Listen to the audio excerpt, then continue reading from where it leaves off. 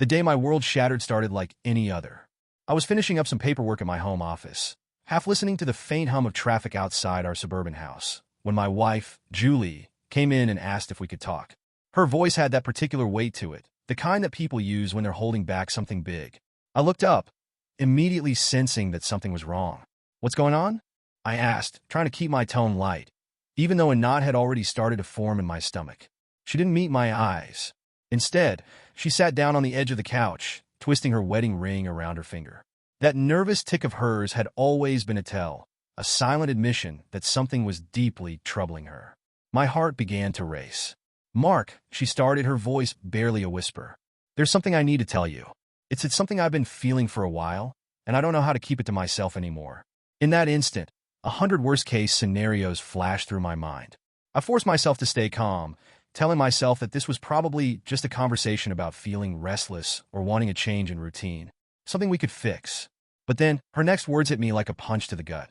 I feel like I'm missing out on something," she said, "and I don't know how to say this without hurting you, but I think I need to experience more in life. Something different." My mind went blank, my heart pounding in my chest. "What are you saying, Julie? Are you talking about us?" She hesitated, looking down, clearly struggling to find the right words. "Mark, I love you. I really do. You've been nothing but good to me. But I've had this nagging feeling like I'm missing out on something, and I don't want to live with regrets. I want to explore. I want to experience things I've never tried before." I could hardly believe what I was hearing. After 10 years of marriage, after everything we'd built together, she was telling me that I wasn't enough. Or at least that she wanted someone else. "Are you saying you want to be with someone else?" I asked, my voice trembling despite my attempts to sound composed. Julie looked at me, tears welling up in her eyes. "I don't know, Mark. I have this urge, this need to try something different. And I hate myself for it because I know it's not fair to you. I just can't shake the feeling." Her words cut through me like a knife. I felt as if the ground had disappeared beneath me, like I was free falling through a reality I hadn't chosen. I wanted to scream, to demand an explanation, but all I could manage was a broken whisper. Have you already done something?" She bit her lip, a guilty look flashing across her face. "No, but I've thought about it. A lot. And I think if I don't do something about these feelings, I'll end up resenting you, resenting us. And I don't want that, Mark. I want to be honest with you." It felt like a slap in the face. I'd always thought honesty was the foundation of our relationship. But this was too much. I stared at her, searching for any sign that this was some horrible joke, that she'd take it all back. But she didn't. She just sat there, looking at me with a strange mixture of guilt and resolve. I stood up, running a hand through my hair as I tried to wrap my mind around her words. "So, what? You want my permission to go experiment with other men? Is that it?" She flinched, as if the bluntness of my question had finally made her realize how hurtful this was. "I don't know what I'm asking for, Mark. I wanted to be honest with you. I need to know if there's any way we can work through this together." "Together?" I scoffed, the anger bubbling up now. "You want to betray me, and you think there's a way we can do this together?" Her face crumpled, and she buried her face in her hands. "I don't want to hurt you. I need to figure out who I am. I feel like I've lost myself." That night, I couldn't sleep. Julie's words echoed in my mind, haunting me, tormenting me. All these years, I'd thought we were happy, that we were building a life together. I never once imagined that she'd feel this way, that she'd crave something outside of what we had. I kept thinking about everything we'd been through, all the moments, the promises, the laughter, and I felt like a fool, like I'd been living in a dream, oblivious to the fact that she was slipping away from me. The next morning, she acted as if nothing had happened, going about her day with a forced cheerfulness that only made me angrier. I wanted to confront her, to make her see how much she'd hurt me, but I couldn't bring myself to do it. I was too afraid of what I might say, of the bitterness that had taken root inside me. Instead, I withdrew. I started coming home later, finding excuses to stay at work, to avoid her.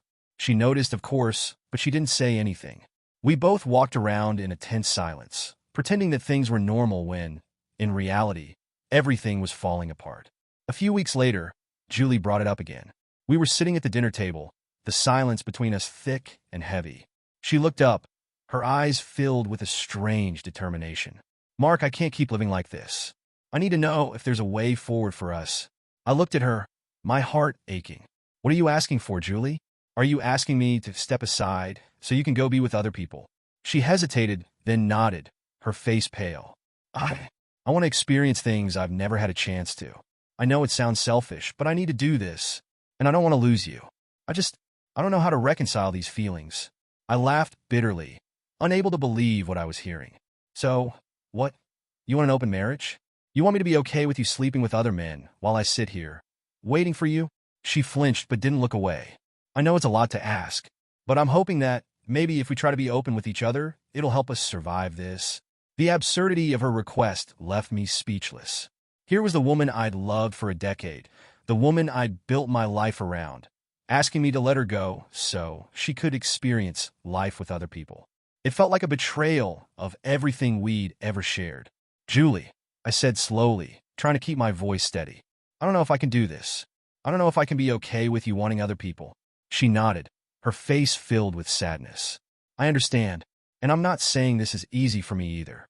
But I wanted to be honest because I don't want to lie to you or hurt you more by doing something behind your back. Her honesty, twisted as it was, felt like a slap in the face. I'd always thought honesty was meant to bring people closer, but in this case, it was tearing us apart. I felt trapped, unable to see a way forward that didn't involve immense pain. Part of me wanted to scream at her, to make her see how much this hurt, but another part of me was too numb, too defeated. What if I say no? I asked quietly. What if I can't do this? She looked down, her hands trembling. Then, I don't know. I'd have to decide if I could live with that. I don't want to leave you, Mark, but I don't want to lie to myself either. The room felt colder, as if the weight of her words had sucked all the warmth from the air. We sat in silence, both of us knowing that this conversation had changed everything. There was no going back now, no pretending that things were fine. Our marriage, our life together, had been broken, and I didn't know if it could ever be repaired. The following days were agonizing. Julie continued acting as if things were normal, but I could see the strain on her face, the tension in her movements. I avoided her as much as possible, throwing myself into work, trying to drown out the pain with busyness. But nothing worked. Every time I looked at her, I was reminded of her confession, of her desire to be with other men. The woman I loved had turned into a stranger, someone I could no longer trust. One evening, after yet another sleepless night, I made a decision. I couldn't go on like this, living in this twisted limbo. I needed to confront Julie one final time, to force her to make a choice. Either she was committed to us, to our marriage, or she wasn't. And if she wasn't, I didn't know if I could continue to stay with her. Julie, I said, my voice firm but controlled. We need to talk. This situation, it's not sustainable. I can't keep living like this, wondering if you're going to leave me, if you're going to betray me. She looked up, her face pale but resolved. I know, Mark, and I understand if you can't accept what I'm asking for. But I can't ignore these feelings either. The tension between us was unbearable, each of us holding our breath, waiting for the other to make the first move. The days that followed my conversation with Julie were filled with a bitter silence that seeped into every corner of our home. She had opened Pandora's box, and now, the painful reality of her confession hovered between us, an invisible barrier that neither of us could breach. Every time I looked at her, I saw a stranger, a woman who, after a decade of marriage, could sit across from me and admit to wanting someone else. It was as if I'd been living in an illusion, and the woman I thought I knew was nothing but a figment of my own hopeful imagination. I tried to process it, to understand how we'd come to this point, but my mind kept spinning in circles. Was it my fault? Had I missed something crucial along the way? I replayed our last few years together, searching for signs I might have overlooked, wondering if I could have somehow prevented this. But the answers were elusive, slipping through my fingers like sand. At work, I was a wreck. My colleagues noticed, of course, though I tried my best to keep up appearances. I forced myself to go through the motions, to act as though everything was fine. But inside, I was crumbling. The betrayal had taken root in my mind, poisoning every thought, every interaction. I couldn't concentrate, couldn't sleep, couldn't escape the image of her with someone else. It was like a nightmare I couldn't wake up from, a shadow that followed me wherever I went.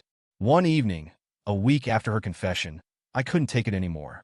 I felt like I was drowning, suffocated by the silence, the unspoken words that lingered between us. I needed answers, needed to understand how she could even think of such a thing. So I confronted her, determined to get to the bottom of it. Julie, I said, standing in the doorway of the kitchen as she was preparing dinner. "We need to talk about this about what you told me." She stopped, setting down the knife she was holding, and looked at me with those sad, conflicted eyes. "I knew this was coming. I've been waiting for you to bring it up." "Well, here it is," I replied, struggling to keep my voice steady. "How could you, Julie? How could you tell me something like that? Do you have any idea what you've put me through?" Her shoulders sagged, and she looked away, her face filled with guilt. "Mark, I'm sorry. I never wanted to hurt you. I thought it was better to be honest." "Honest?" I scoffed, unable to contain the bitterness in my voice. "You think honesty makes this better? You're telling me you want to experience things with other men, that our life together isn't enough for you. How am I supposed to be okay with that?" She sighed, running a hand through her hair. "It's not about you not being enough, Mark. This is about me, about things I feel like I missed out on. So I'm just collateral damage in your little journey of self-discovery?" I snapped, the anger bubbling over. She winced, but didn't deny it. "I know it sounds selfish, and maybe it is, but I feel like I'm trapped. Like I need to explore this part of myself before it's too late." I stared at her, feeling a wave of helplessness wash over me. She was right there, standing in front of me, but she felt so far away, like she was slipping through my fingers. "What happened to us, Julie? We used to be happy. We had plans, dreams. When did that stop being enough?" Her eyes softened, and for a brief moment, I saw a flicker of the woman I'd fallen in love with. "I don't know, Mark. Maybe I changed, or maybe we both did. But the truth is, I can't ignore these feelings anymore. I don't want to live with regrets." "And what about my regrets?" I asked, my voice breaking. "What about the life we've built together? Does that mean nothing to you?" "It means everything to me," she replied, her voice barely above a whisper. "But I can't pretend to be someone I'm not. And I can't keep lying to myself. Or to you." After that conversation, our home felt like a war zone. We tiptoed around each other, each interaction laced with tension and resentment. I tried to bury myself in work, in anything that could distract me, but the pain was always there, lurking in the background. I felt like I was losing my mind, caught in a nightmare I couldn't escape. One evening, I met up with my friend Eric for a drink. He'd been my best friend since college, the one person I could count on to tell me the hard truths when I needed to hear them. I hadn't told him about Julie's confession yet. I'd been too ashamed, too afraid of what he might say. But I couldn't keep it bottled up anymore. After a few drinks, I finally blurted it out, the words spilling from me in a flood of frustration and anger. Eric listened quietly, his face growing darker with each word. "Wait," he said after I finished. "So, she just came to you one day and said she wanted to experiment with other guys?" I nodded, feeling a fresh wave of humiliation wash over me. "Yeah, she said she needed to experience more in life. Like our life together wasn't enough for her." Eric let out a low whistle, shaking his head. "Man, that's messed up. I don't even know what to say. I can't believe she'd do that to you." I took a swig of my beer, the bitterness filling my mouth. "Yeah, well, here we are. She says she wants to be honest, but all she's done is rip my heart out." Eric was silent for a moment, his expression thoughtful. "Have you thought about leaving, Mark? I mean, do you really want to stay with someone who feels like you're not enough?" The question hit me hard. I'd been avoiding it, pushing it to the back of my mind, because I didn't want to face the possibility of life without Julie. But maybe Eric was right. Maybe it was time to start thinking about myself, about what I deserved. "I don't know, man," I admitted, my voice heavy with despair. "I still love her, even after everything. But I don't know if I can live with this, with her wanting someone else." Eric clapped a hand on my shoulder, giving me a sympathetic look. "Whatever you decide, I've got your back. But just remember, you deserve better than this. Don't let her make you feel like you're not enough." After that conversation, I started to take a hard look at my marriage, at everything I'd sacrificed for Julie over the years. I'd always been there for her, supporting her dreams, putting her needs before my own. But now, as I looked back, I began to wonder if I'd lost myself along the way. I'd spent so much time trying to be the perfect husband, the supportive partner, that I'd forgotten to take care of my own happiness. The realization hit me like a punch to the gut. I'd been living for Julie, building my world around her, and now she was telling me that it wasn't enough, that she wanted someone more. It felt like my entire identity had been built on a lie, on a foundation that was crumbling beneath me. One evening, as I sat alone in my apartment, nursing a glass of whiskey, I thought about what my life would look like without her. It was a terrifying thought, but also strangely liberating. For the first time, I allowed myself to imagine a future that didn't revolve around Julie, a future where I could pursue my own dreams, my own happiness. But every time I felt a glimmer of hope, a vision of freedom, the pain would return, sharper than ever. I still loved her, still wanted to believe that we could somehow work through this. But deep down, I knew that the woman I'd married was gone, replaced by someone who was willing to shatter our life together in pursuit of her own desires. The next morning, I made a decision. I would confront Julie one final time, demand that she make a choice. Either she was committed to our marriage, or we would go our separate ways. I couldn't keep living in this limbo, constantly wondering if she was going to walk out on me. When I got home that evening, I found her sitting in the living room, a distant look in her eyes. She looked up as I entered, sensing the gravity of what I was about to say. "Julie," I said, my voice firm. "I can't keep living like this. I need to know where we stand." She looked down, her hands twisting in her lap. I know. I've been thinking about it too. And I don't want to hurt you, Mark, but I don't know if I can be the wife you want me to be." Her words were like a dagger to my heart, but I forced myself to stay calm. "So, what does that mean? Are you saying you want to end this?" She hesitated, her face filled with sadness. "I don't know, Mark. Part of me wants to stay, to try to make this work. But another part of me feels like I need to find out who I am outside of us." A cold chill ran down my spine as I realized what she was saying. She wanted to leave, to walk away from everything we'd built together. And there was nothing I could do to stop her. "Then go," I said, my voice barely above a whisper. "If that's what you want, then go. But don't expect me to be here waiting for you when you're done finding yourself." Julie looked at me, tears streaming down her face, but she didn't argue. She simply nodded, as if she'd already made up her mind. Days turned into weeks after that final conversation with Julie, and the empty, aching silence between us only deepened. Julie and I continued to live under the same roof, moving around each other like strangers, locked in an uncomfortable coexistence. Our home, once a place of warmth and comfort, had turned cold, each room haunted by the memories of a life we were now both questioning. As much as I tried to keep myself occupied, to pretend that I was coping, the reality was that I was a mess. I felt like I was standing on the edge of a cliff, one wrong move away from plummeting into a darkness I couldn't escape.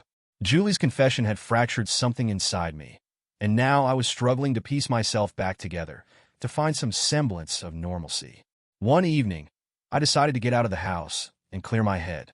I called Eric, hoping he'd be free to meet for a drink. He'd been my rock through this ordeal, the one person who hadn't judged me or made me feel weak for struggling with everything Julie had thrown at me. When he agreed to meet, I felt a small surge of relief. At least I didn't have to spend the evening drowning in my own thoughts. We met at a small bar downtown, a place we used to frequent in our younger days. The atmosphere was familiar, comforting in a way, and for a moment, I almost felt like my old self again. Eric ordered us around, and we settled into one of the corner booths, nursing our beers in silence for a while. Finally, Eric broke the silence. "So, how are things going with Julie? Any changes?" I shook my head, letting out a bitter laugh. "No, she's still searching for herself, I guess. And I'm just here, waiting for her to figure out what she wants. I feel like an idiot, Eric, like I'm just sitting around, hoping she'll magically decide she wants me again." Eric's face darkened. "Mark, you don't deserve this. She's treating you like you're an option, like you're just some placeholder while she figures out her own crap. That's not right." I sighed, feeling the familiar pang of frustration rise up again. "I know, but it's like I'm stuck. Part of me wants to walk away, to leave her and start fresh, but another part of me can't let go. I keep thinking about everything we've been through, everything we've built together." Eric nodded sympathetically. "It's natural to feel that way. But man, at some point, you've got to think about yourself. She's obviously not putting you first. She's only thinking about her own needs." He was right, of course, but admitting that felt like admitting defeat, like accepting that everything Julie and I had shared was over. I took a long drink, the bitterness of the beer mirroring the bitterness in my heart. "It's just hard, you know. I always thought we were happy. I never saw this coming." Eric gave me a hard look. "Maybe you didn't see it because you were too busy being the good husband, too busy taking care of her needs instead of your own." His words stung, but they hit close to the truth. I'd spent so much of our marriage focusing on Julie's happiness, on making sure she felt loved and supported, that I'd neglected my own needs. And now, here I was, left empty, while she explored her new self. The days that followed that conversation with Eric were filled with self-reflection. I realized that I'd spent years defining myself by my role in our marriage, by being Julie's husband. Now, with that role stripped away, I didn't know who I was anymore. The person I'd been before I met Julie felt like a distant memory, a stranger I could barely recognize. In an attempt to reconnect with myself, I started going to the gym, something I hadn't done in years. I threw myself into work, taking on new projects, immersing myself in the distraction of deadlines and meetings. Anything to avoid going home to that empty, echoing silence. But despite my efforts, the pain lingered. Every night, I found myself haunted by the same questions, the same doubts. Was there something I could have done differently? Had I somehow pushed her to this? I knew, logically, that I wasn't responsible for her choices, but the doubts continued to gnaw at me, an endless loop of self-blame and regret. One night, as I lay in bed staring at the ceiling, I came to a realization.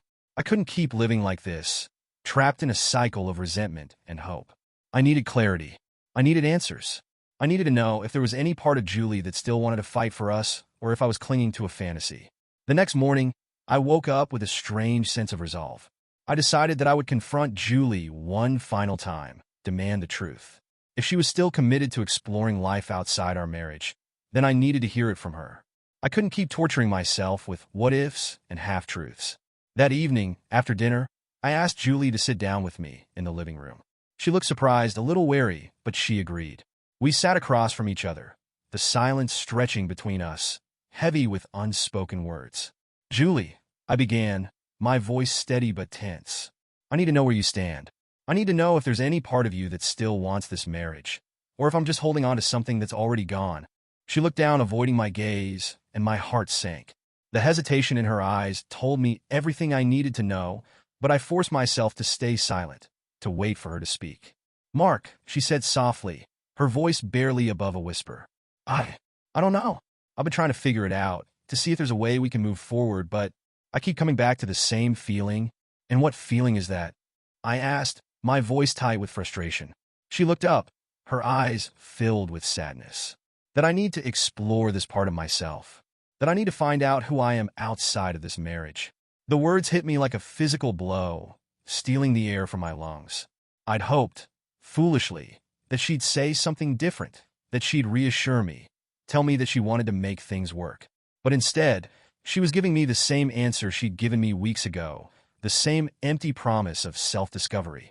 So you're saying, you're done with us? I managed to say, my voice hollow. She shook her head, tears glistening in her eyes. I don't want to be done, Mark, but I can't keep lying to myself. I can't keep pretending that everything's fine when I feel this emptiness inside. Emptiness? I repeated, anger flaring up. We built a life together, Julie. We shared everything. And now you're telling me it wasn't enough. She flinched, her face crumpling with guilt. I know it sounds terrible, and I hate myself for feeling this way, but I can't ignore it. I don't want to live my life wondering what could have been, what I might have missed out on. So that's it? I asked, bitterness seeping into my voice. You're willing to throw away everything we've built for what? A fling? A chance to explore? She didn't respond, and the silence between us was deafening. I felt a surge of anger, a dark, consuming rage that I'd kept buried for too long. You know what, Julie? I said, standing up, my voice trembling with barely contained fury. If that's what you want, then go. Go find yourself. But don't expect me to be here waiting for you when you're done. Her eyes widened, and for the first time, I saw fear in her expression. Mark, please. I don't want to lose you. I don't know how to make this work. I shook my head, the anger and pain mixing together into a bitter cocktail. Maybe you should have thought of that before you decided I wasn't enough. Before you started chasing some fantasy. She opened her mouth to respond, but I didn't give her the chance. I turned and walked out of the room, slamming the door behind me. I could hear her sobbing on the other side, but I didn't care. For the first time in weeks, I felt a strange sense of clarity, a sense of finality. She'd made her choice, and now I was making mine. In the days that followed, I took the first steps toward moving on. I contacted a lawyer, began gathering the necessary documents, and started planning for a life without her. It was painful, gut-wrenchingly so, but I knew that I couldn't keep living in the limbo she created. I needed to take control, to reclaim my life, even if it meant letting go of the woman I'd loved for so long. Julie tried to reach out, leaving me messages, asking if we could talk, if we could find a way to work through things. But I ignored her, refusing to give in to the hope that maybe, just maybe, she'd change her mind. I made my decision, and for the first time in a long time, I felt a sense of strength, a sense of purpose. One evening, as I was packing up my things, I found a photo album tucked away in the back of our closet. It was filled with pictures from our early days together, snapshots of happier times, before the cracks in our marriage had begun to show. As I flipped through the pages, a bittersweet sadness washed over me, mingling with the anger and hurt. I realized in that moment that I would always love the woman Julie had once been, the woman who had laughed with me, dreamed with me, built a life with me. But that woman was gone, replaced by someone I no longer recognized, someone who was willing to throw away everything we'd built for the sake of self-discovery. With a heavy heart, I closed the album, a single tear slipping down my cheek. I knew that this was the end, that there was no going back. And as much as it hurt, I also knew that I was ready to let go, to walk away from the ashes of what we'd once had. In the weeks that followed, I plunged headfirst into the practicalities of separating our lives. It was a strange, surreal process, dividing up everything we'd built together, piece by piece, as if our marriage had been nothing more than a business arrangement. The lawyer meetings, the paperwork, the endless discussions about assets and finances, it all felt mechanical, devoid of any emotion. And yet, beneath that mechanical process, there was a gnawing emptiness, a constant reminder of everything I was losing. Julie and I tried to keep things civil. We sat at opposite ends of the table during lawyer meetings, barely making eye contact, both of us pretending that this was just another task to check off our respective lists.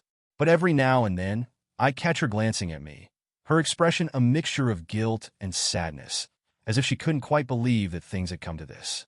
And I couldn't blame her, because I felt the same way. Part of me still couldn't believe that the woman I'd loved so deeply was now someone I barely recognized. As the final stages of the separation process neared, I began to notice subtle changes in Julie. She'd started acting more distant, more withdrawn, as if the reality of what was happening was finally sinking in. It was almost as though she'd expected me to come around, to forgive her, to somehow overlook her betrayal. But now, faced with the inevitability of our divorce, she seemed lost, like a child who'd broken a favorite toy and couldn't understand why it couldn't be fixed. One evening, she asked me to meet her at a cafe near our house. I was hesitant, unsure if I could handle another conversation with her. But I agreed, out of some lingering sense of obligation. When I arrived, I found her sitting at a corner table, her hands wrapped around a cup of coffee, staring out the window. She looked up as I approached, offering me a small, sad smile. "Thank you for coming," she said, her voice barely above a whisper. I sat down across from her, folding my arms over my chest. "What's this about, Julie?" She took a deep breath, her eyes filled with regret. I wanted to talk. One last time. I feel like there's so much I haven't said, so much I need to explain." I clenched my jaw, forcing myself to stay calm. "Go ahead. Say whatever you need to say." She hesitated, as if searching for the right words. "Mark, I know I've hurt you, and I can't tell you how sorry I am for that. I never wanted things to end like this. I thought I was doing the right thing, being honest about my feelings, but I realize now that I was selfish. I put my own needs above yours, above our marriage." Her words, while sincere, only made the bitterness rise up in me again. "You knew what you were doing, Julie. You knew how much it would hurt me, and you chose to do it anyway. So forgive me if I'm not moved by your apology." She flinched, looking down, her fingers tracing the edge of her coffee cup. "I deserve that. I know I do. I wanted you to know that I'm not proud of what I did. I thought that finding myself, exploring these feelings, would bring me happiness. But all it's done is make me realize what I'm losing." Her words hung in the air, heavy with unspoken regret. But I couldn't bring myself to feel sympathy for her, not anymore. She had made her choice, and now, we were both paying the price. "So, what do you want me to say?" I asked, my tone harsher than I intended. "That I forgive you? That I'm willing to overlook the fact that you threw away our life together for some fantasy?" Julie's face crumpled, her eyes filling with tears. "No, Mark. I don't expect you to forgive me. I wanted you to know that I'm sorry. Truly." I looked at her, the woman I had once loved more than anything in the world, and felt nothing but a hollow emptiness. The love I'd felt for her had been eroded by betrayal, by disappointment, until there was nothing left but a shell of the person I used to be.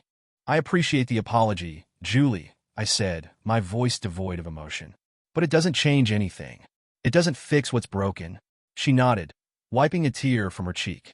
I know. I needed to say it. For a long moment, we sat in silence, both of us knowing that this was the end, that there was no going back. Our marriage, our life together, had been reduced to ashes, and there was nothing left to salvage. In the days that followed that final conversation, I threw myself even harder into the task of moving on. I started looking for a new place to live, somewhere that didn't carry the memories of our life together. I went through our things, sorting out what I would take with me and what I would leave behind. It was a painful process, each item a reminder of the life we'd shared, of the dreams we'd once had. One evening, as I was packing up my belongings, I came across a small, framed photo of us on our wedding day. We looked so young, so happy, our faces filled with the innocent optimism of people who believe that love could conquer anything. I stared at the photo for a long time, a mixture of sadness and anger swirling inside me. That moment, that happiness felt like a lifetime ago, a dream that had faded into nothingness. With a heavy heart, I placed the photo back in the box and closed the lid. That chapter of my life was over, and it was time to let it go. A few days later, Julie and I met at the lawyer's office to sign the final divorce papers. The atmosphere was tense, both of us trying to keep our emotions in check as we went through the formalities. The lawyer explained each document, the legal jargon blurring together in my mind as I signed my name over and over. When it was done, Julie looked at me, her eyes filled with a sadness that mirrored my own. She reached out, as if to touch my arm, but stopped herself, her hand hovering in the air for a moment before she let it fall. "Goodbye, Mark," she said softly, her voice trembling. I looked at her, my heart aching with a mixture of grief and relief. "Goodbye, Julie." With that, I turned and walked out of the office, feeling a strange sense of freedom mixed with an overwhelming emptiness. The life I'd known, the woman I'd loved, was gone, and now I was left to pick up the pieces and find a way to move forward. In the weeks that followed, I began the slow, painful process of rebuilding my life. I found a new apartment on the other side of town, a small, modest place that felt like a fresh start. I started focusing more on my work, pouring my energy into my projects, using them as a way to distract myself from the lingering pain. But as much as I tried to move on, the memories of Julie and our life together haunted me. Every now and then, I'd catch myself thinking about her, wondering if she was happy, if she'd found whatever it was she was looking for. It was a question that gnawed at me, a wound that refused to heal. One evening, I decided to go through my old messages and found a text from Eric, my best friend.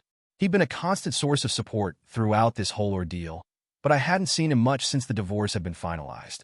Feeling a sudden urge to reconnect, I gave him a call. "Hey man," he answered, sounding surprised but happy to hear from me. "How's it going?" I hesitated, unsure how to answer. It's been rough, honestly. I'm trying to move on, but it's harder than I thought it would be." Eric was silent for a moment, and then he said, "Mark, I know it's tough, but you're strong. You're going to get through this. Just remember, this isn't the end. It's a new beginning." His words were simple, but they struck a chord with me.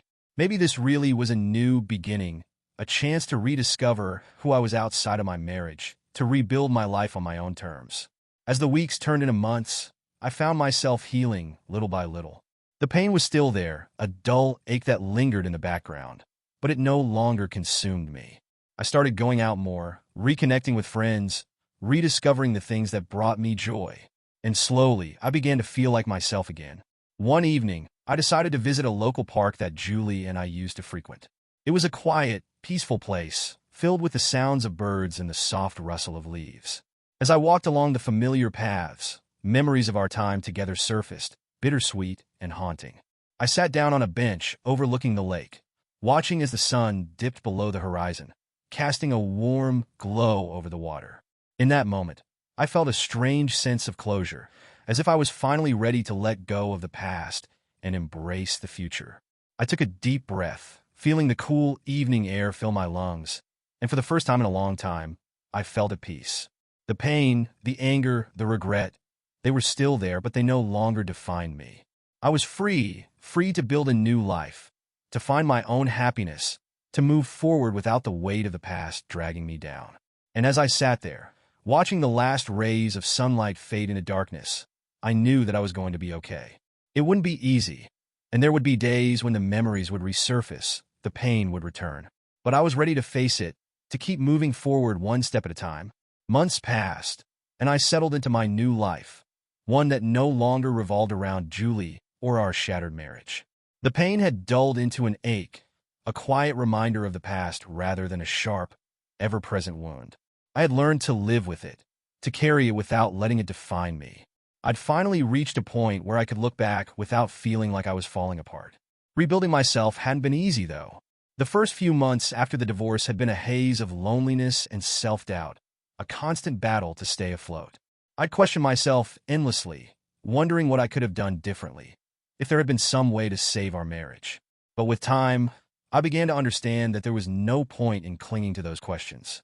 Julie's choices had been her own, and no amount of self-blame could change that. One evening, as I was sorting through old boxes in my new apartment, I came across a journal I'd kept in the early years of our marriage.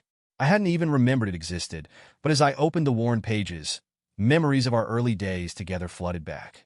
Page after page was filled with dreams, plans, promises, reminders of the love we'd once shared. But instead of sadness, I felt a strange sense of gratitude. Those memories were a part of my life, part of who I'd become, and even though they'd ended in heartbreak, I didn't regret them. I closed the journal and set it aside, realizing that, at last, I was ready to let go. It was time to stop looking back and start building something new. As part of my journey forward, I'd started going to therapy, something I'd once dismissed as unnecessary. At first, I'd been reluctant, unwilling to face the raw emotions and lingering pain that lay just beneath the surface. But my therapist, a kind, patient woman named Dr. Ellis, had a way of guiding me through the darkness without letting me get lost in it. In one session, she asked me a question that stayed with me long after I'd left her office. "Mark," she'd said, leaning forward in her chair, "what do you want out of life now, separate from your past with Julie? What is it that makes you feel alive?" The question caught me off guard. I'd been so focused on the loss, on everything I no longer had, that I hadn't stopped to consider what I actually wanted. I'd spent so much of my life defining myself as Julie's husband, as part of a partnership, that I'd forgotten how to exist as an individual. That night, I lay awake in bed, thinking about her question. What did I want? What made me feel alive?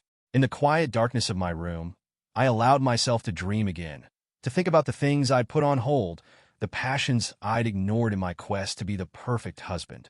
I remembered how I'd always wanted to travel, to see the world, to experience life beyond the small bubble Julie and I had built. I'd given up that dream when we'd married, telling myself that there would be time for it later. But later had never come. I'd gotten caught up in the routine of married life, in the endless cycle of work and obligations, and somewhere along the way, I'd lost sight of my own dreams. The next morning, I made a decision. I would finally take that trip I'd always dreamed about.